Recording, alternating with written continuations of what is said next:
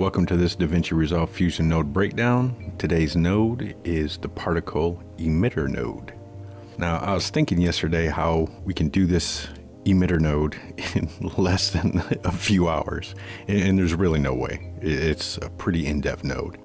So what I'm going to do is I'm going to break it down in different parts. So you'll notice in the description it's part 1, and we'll have multiple parts. And how I'm breaking it up is today we'll be covering the controls, the sets, the regions, the general settings, and then the style is what I'm going to break up. So because each style is kind of its own breakdown in itself because they all do different things. So we're going to jump into our setup we had from yesterday when we covered the render node, and we've got a fresh emitter node down. And you notice the emitter has no additional inputs. This will change depending on what style we use. So as we hit those styles, I will cover the different inputs that will actually pop up once we add those styles. So before we jump into these controls, I'm going to go ahead and change our style to what we're going to be working with this specific scene, and this is the style we'll cover. And I'm just going to change the size for right now so we can see what's going on. And we'll come back and change this as we go over it later. So right off the bat, we've got a random seed. So we can randomize our seed of our particles. You can select this button to just reseed. And there's a time lock button. And we're not going to use this time lock. Now your emitter right here, your number, sets the amount of particles generated on each frame. So a value of 10 particles would spawn no less than 10 particles per frame. So every single frame, we're spawning 10 particles. Even though it looks more because this is determined on your number variance and your lifespan. But each frame is going to spawn no fewer than 10 particles. Our number variance modifies the amount of particles generated for each frame as specified by the number control. For example, we've got this set at 10, and let's change this number variance to say 2. The emitter will produce anywhere from 9 to 11 particles per frame. So now if we play, we're going to add no fewer than 9 to 11 additional variances in our particle system. But mind you, if we increase this, since we've only got 10, say we increase this to 25, it's going to ignore those additional variance numbers because we're dictating that we only have 10 particles. If we increase this, it's going to take those particles into account. So there's no sense in changing this number to anything beyond what our number is. Our lifespan control determines how long a particle will exist before it disappears or before it dies. So the shorter we make this lifespan, the quicker it'll die off. So you can see they're dying off faster. The longer, the more they'll stick around.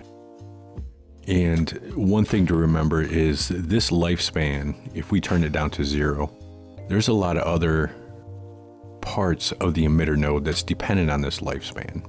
So i.e. colors and size and different stuff like that. So you definitely want to make sure your lifespan is set to a number that's going to work for the other portions of this node. And we'll get to those so you can see examples. Our lifespan variance just varies the lifespan, so it's not all one single number. So if I play it, some particles are dying out faster than 64. Some particles are lasting longer than 64. Our use color right here, we have two options. We have use style color, which is from our style button up here. So if we're to change our color, it's going to use those colors. If we have use color from region, there's changes we can make in our region, and I'll go over those once we get to the region button. They can actually pull color from your region. So we're going to leave this on use style color for right now. Your position variance will vary the actual position. And while it's set at 0, it's not going to allow any of these particles to be spawned outside of your region. As we start raising it, it's going to allow those particles to be spawned outside that dictated region. Your temporal distribution, basically what this means is how it's distributed per frame. So with the default setting of all at the same time, that means all of our points are going to be emitted on the first frame.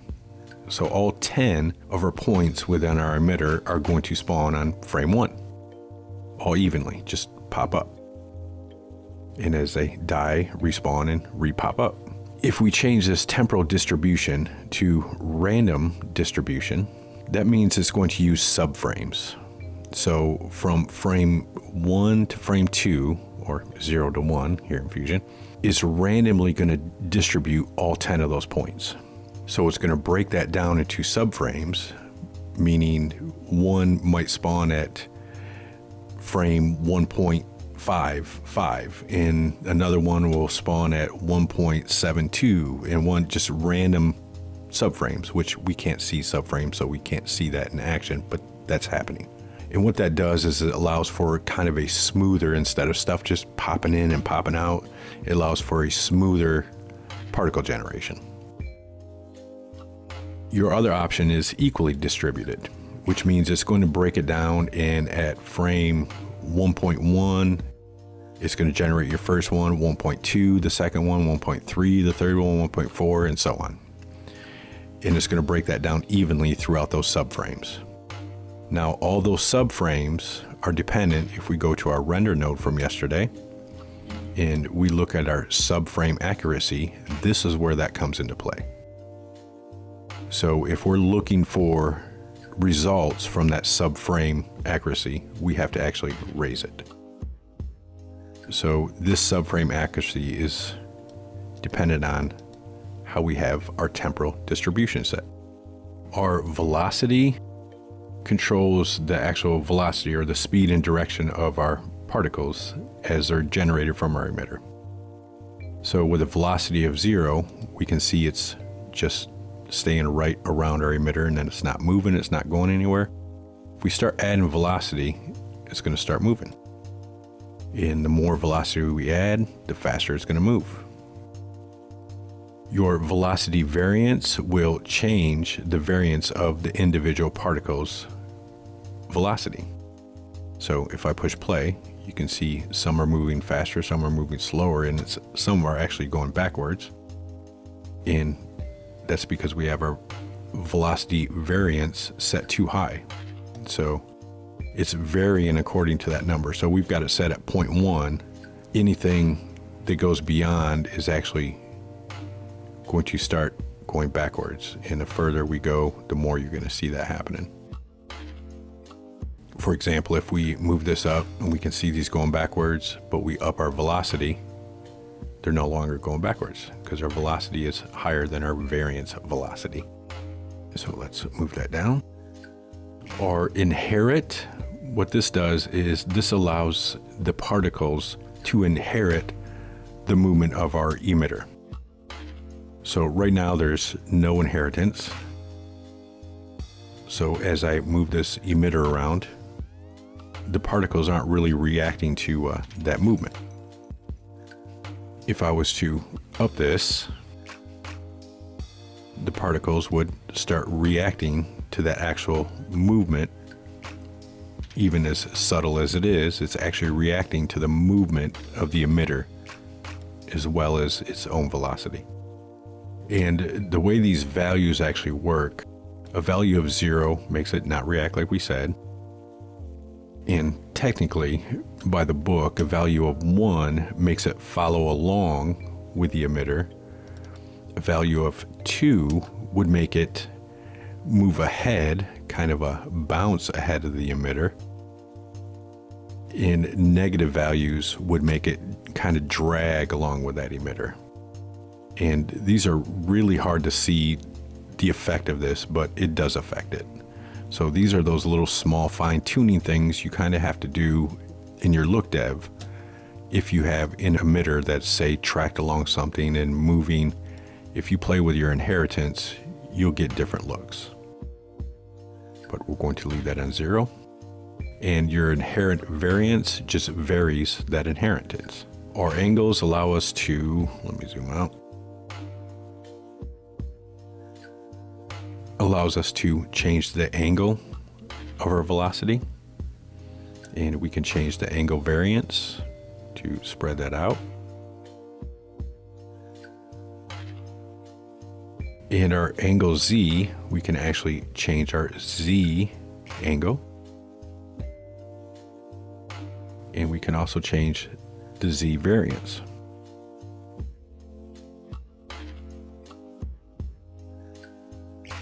So we're going to reset these. Now our rotation and our spin, I'm going to skip because these are 3D specific settings. So since we're not using a 3D emitter, we're going to skip these. And I'm going to skip over sets for right now and go straight to our region, because this is probably one of the most important things to set up before we even start doing our look dev and setting up our actually emitter number and our variance and all that stuff. Because this is going to dictate kind of how that emitter looks and how it's emitting your particles. So right now we've got it set to sphere, and let me go back here and let me go ahead and fit this. So our options are all, which is going to spread your particles across your entire domain of definition. So if I hit play, you can see it's going across everything. And you can go in and add, you can change things, but this is going to put particles on your entire display.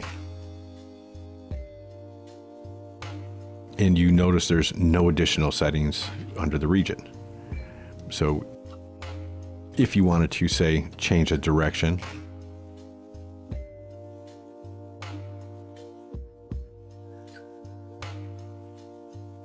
you would have to play with your velocity variance and your velocity and get the look you're looking for.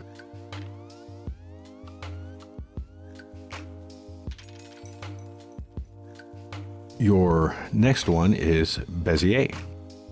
And what the Bezier node does is, let me stop this.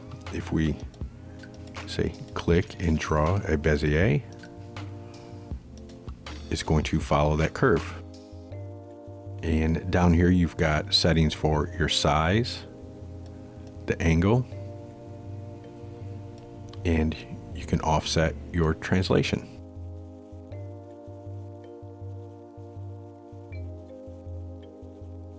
Now down here, all these have these pick nodes. You're going to see these pick nodes right here. And first let me move this over. There we go. What these pick nodes are doing is they're looking for vector data. So if you notice in that pick node, it's selecting that black, which is 0, 0, 0. But if I accidentally hit one of these particles, you can see that's moving around according to our color.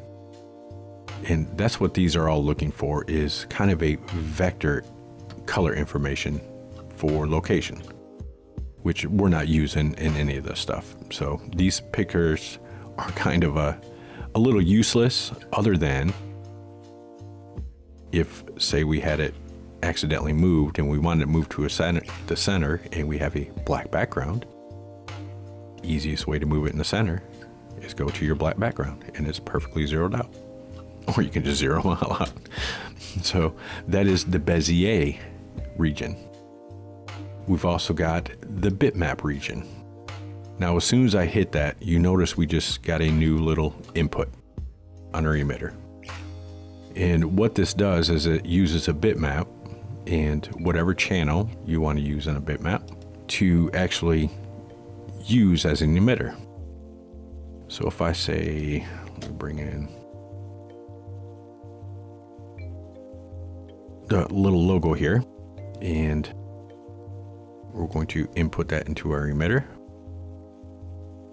And to be able to see this, we're going to have to dump our velocity down. And you can see it's kind of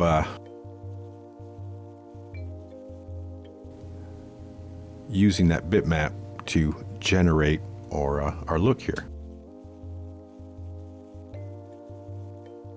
And if I change this position variance, you can see it's putting our particles right there on our bitmap. So this region setting is good for producing particles based off of images you want to introduce.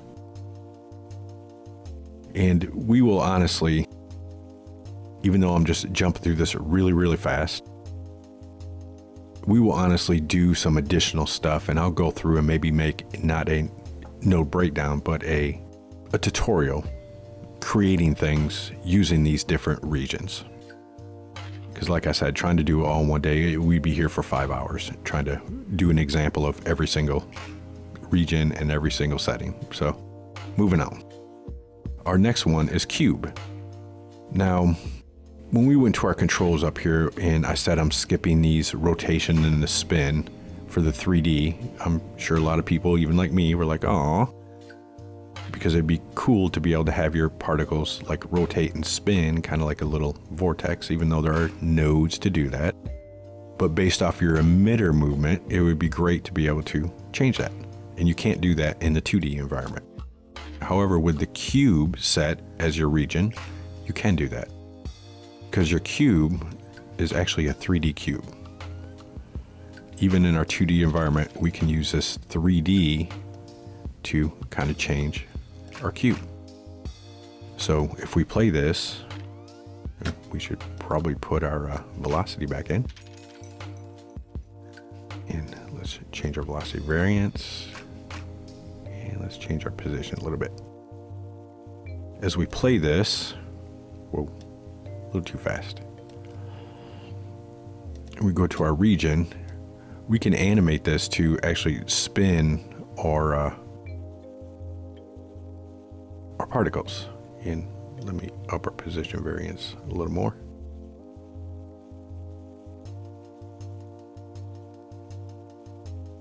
So as we rotate that, you can see our particles, even though it's kind of slow on playback, our particles are actually rotating. So this is a good way in your 2D environment to get those particles to rotate and do different things using the cube as your region. And up here we can change our width, our height, our depth, and we can change our translation and our rotation and our pivot, which is pivoting way too much, but we can change our pivot. So that is the cube region. We have a line, and what your line does is it gives you a start point and an end point. So if I drag one of these over, you can see this is our start point, and then we have our end point. And if I go in here and down our position variance, so you can see really what's going on, that's what's happening. And these are the only two settings you have within this type of region, is your start and your end. But these are animatable, so you can animate their locations so they can change over time. And we have mesh, which we are completely skipping because this is a 3D mesh. So you can import a 3D mesh to use as your emitter. And we will cover this when we go over all of our 3D nodes and breakdowns and get into our 3D emitter node. We have rectangle, which is basically a plane, and this too kind of operates like a 3D-ish region, so we can actually animate this so it's spinning or changing on our X or in Y and Z, and we can change our width, our height, our translation, and also the crazy pivot. So that is our rectangle region. And then we have a sphere, which is what we started with. And in the sphere, all you can do pretty much is change your size. You can translate it. And even though there's rotation, you really don't see rotation happening with this region. So if you really need that rotation to show in those particles, that's where you want to use that cube. So those are the different regions, and we're going to leave ours on sphere, and we will probably ultimately make this super small. Now the sets tab, what the sets tab allows you to do is it allows you to assign different emitters to sets. And what this means, if I assign this to, say, set 1, and we're going to copy this emitter.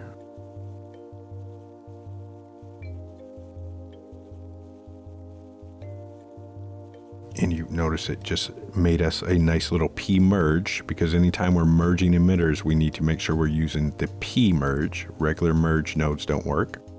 It has to be a particle merge. And we're going to change this one to,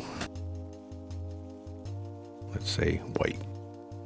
So we have different ones, and we're going to change up our velocity a little bit and our position variance so it looks a little different.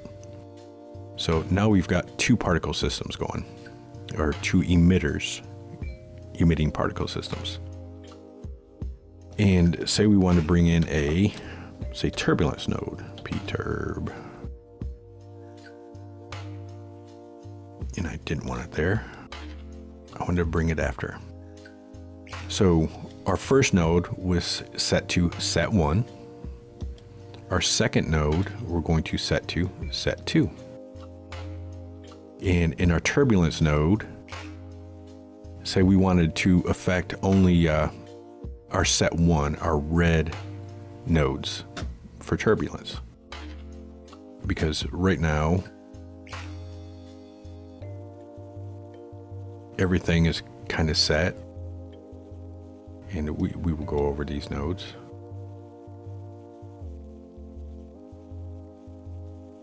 And if I go to the continuous over, or the conditions over here, and change my sets to affect specified sets, I can uncheck, say, set 2. Or I can uncheck set 1. And then as I go and make my changes, get some crazy turbulence going, you can see it's only affecting that one node.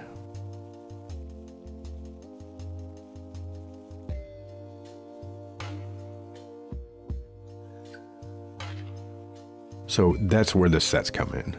And you can change in your set modes on all these different nodes, like the turbulence, to affect the specified ones or don't affect specified ones. So if I don't want it to affect set 1 or set 2, I check it. Or if I only want to affect set 2, I uncheck it. Or if I only want to affect set 1, I uncheck it. So those are the sets.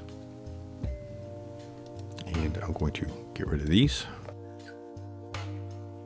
And if you're not going to have multiple emitters, these really don't come into play.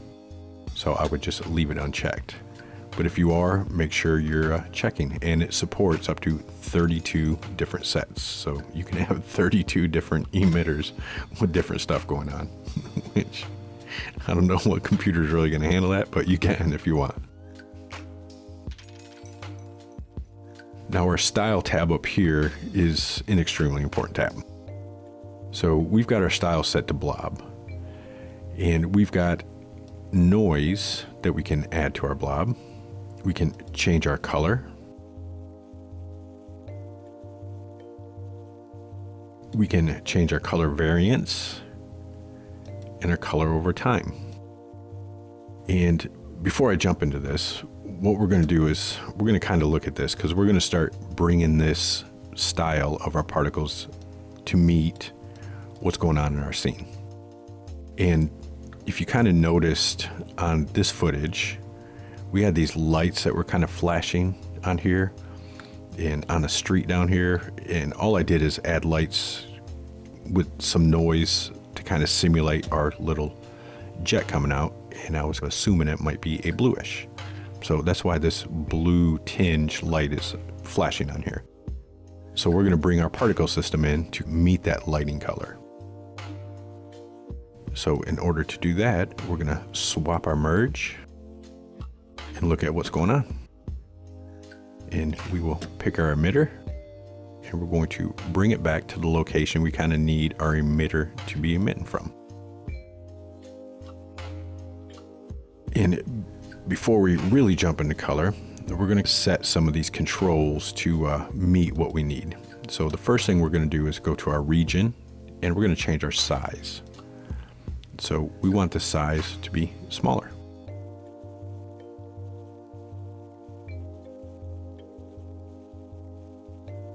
And we want to make sure it's coming out completely. And then some of the final stuff we'll do is add a mask to mask that out over our engine. So now we've got this going on. And this is where we want to really get that speed and that look and that setting we're looking for.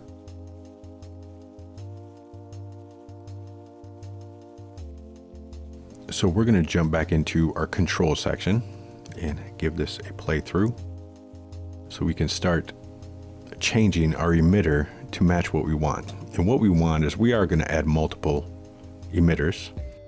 We want this first one just to be just like a small bluish jet stream kind of coming out, not this long, just kind of a short one coming right out of the jet. So we're going to dial some of those numbers in. So on your emitter, we're going to go ahead and change this to 45. And we're going to change our number variance to 0.005. And we're actually going to change our lifespan to 0. And our lifespan variance to 0. And you notice it did just disappear, but we're going to make some changes here. And we're going to change our noise to about 0.55. That'll be good. And for our color controls, we're going to pick a kind of a middle gray is what we're looking for. Middle upper gray-ish. Because we're going to start playing with our color variances here in our color over life. But before we do that, we're going to jump down to our size controls. And what your size does, let me jump back in here, change our lifespan up. Your size is actually changing the size of our little blob that we've got going on. And I'm going to bring this up quite a bit. So like 1.2. So we've got pretty large blobs going on. And I'm going to change our variance of our size here to probably about 0.5. And all this is doing is changing the size variance of our blobs. And our size to a velocity, what this does is it changes the size according to how fast that particle is going. So I'm going to change this to probably about 1.12 and see how that looks. In our size Z scale, this is changing our actual Z scale. Since we shrunk this down pretty small, we want to change our Z scale size. So I'm going to bump this up probably to like 2. So our Z scale is larger. Now right here we have size over life. And we can change our size over the lifespan of our little particle system going on here.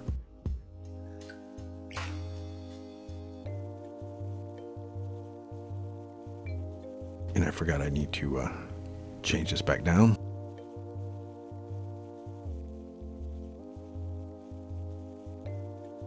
So now we can go back and change our lifespan, our size over lifespan to kind of reduce and go up from big to small. So now we've got that look going on. But in order to start getting our color, we're going to jump up to this color over life controls. So basically we can change our color depending on how old the particles are. So if we come up here and change our color to say a bluish,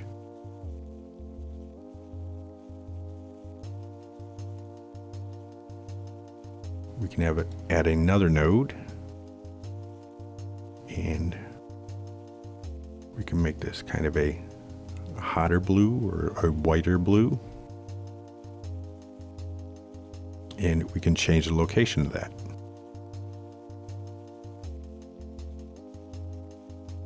So now we've kind of got that little thing going on. Now under our fade controls, we can fade where this is coming in and out.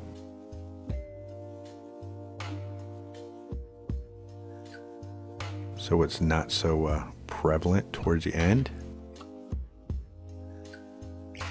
And under our merge controls, we have the ability to do additive or subtractive merge. We also have the ability to do a burn-in, and this is available on the 2D only. So we're going to kind of up this burn-in so it's nice and bright. So now we've got that.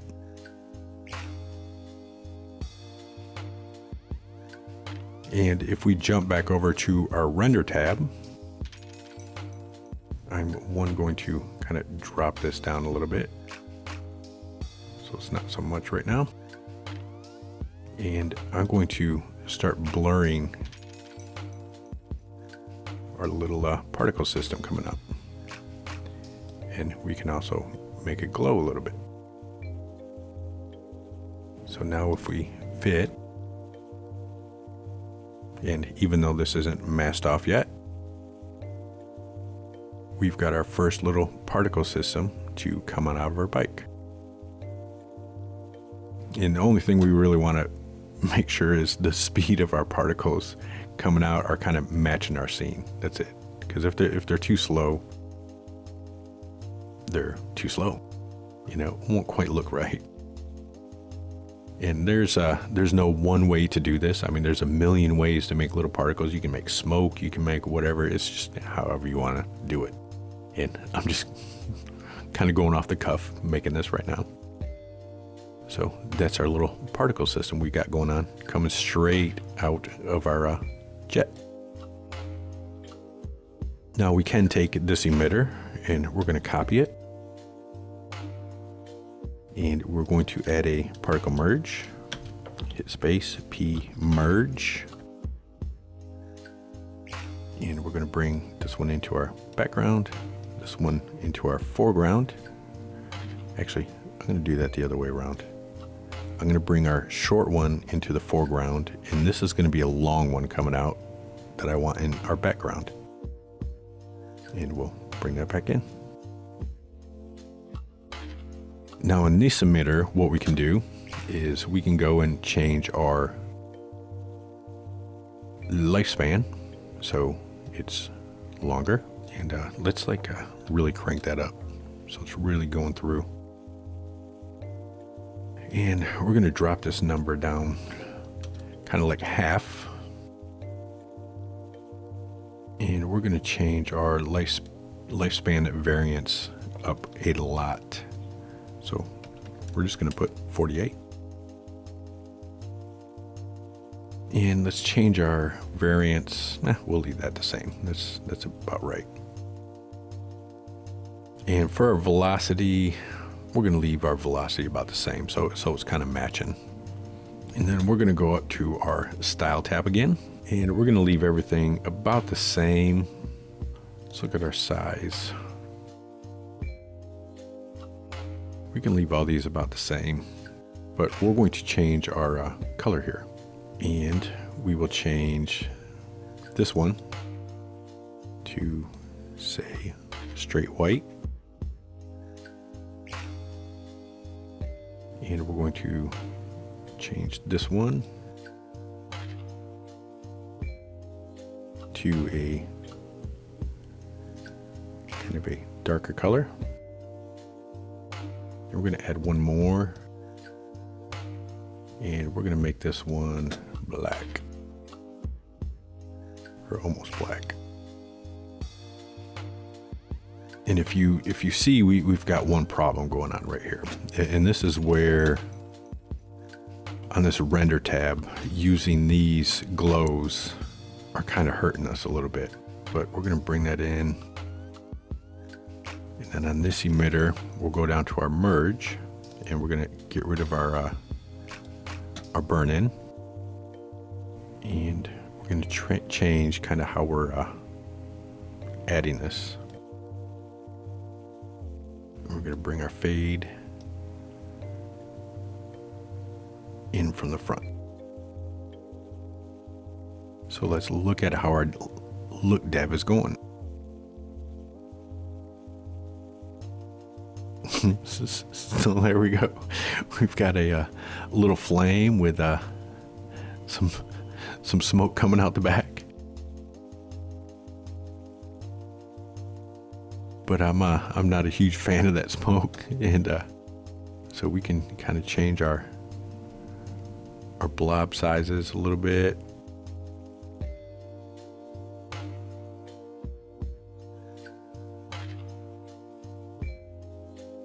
There we go. A little better. I just wanted to separate the two particle systems so it clearly looked like we had a little bit of flame coming in with smoke kind of coming out. That don't look too bad. It's a start, right? And then from here, we could simply add a polygon. And we can come in here and kind of polygon around our little jet.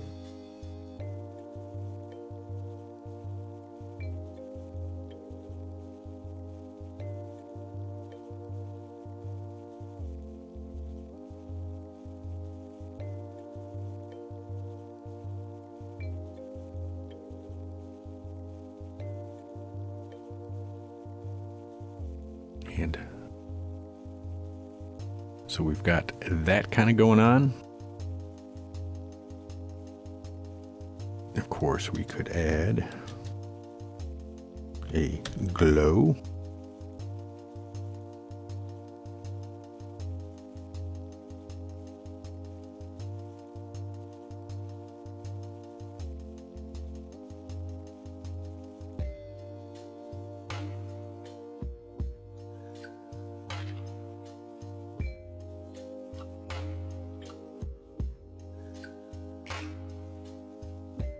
And I'm going to soften our edge a little bit, so we're getting a little bit coming off of that.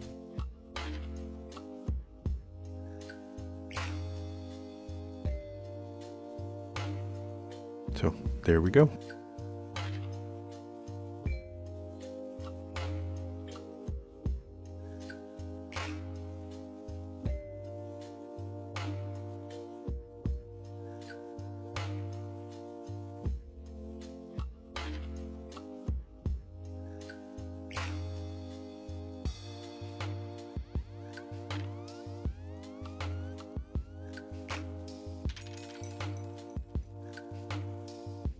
That is our little particle system we created for our little jet bike. And you can mess around with it, come up with completely different particle systems. You can do like a laser style. You can just do all smoke. You can just do kind of a heat coming out the back. There's tons of ways to do it without spending 4 hours on it. This is a quick way to do it. So that is the Particle Emitter Node. Tomorrow we'll jump back into the Particle Emitter Node, but we're going to do different examples. We won't be using this. I'll be using the different styles and different regions to create different things, so we can dig in and show you other stuff on here and do a little more in-depth node breakdown on, say, that setting in our style and doing different stuff. So I will see you in tomorrow's Particle Emitter Node Part 2. Have a great day.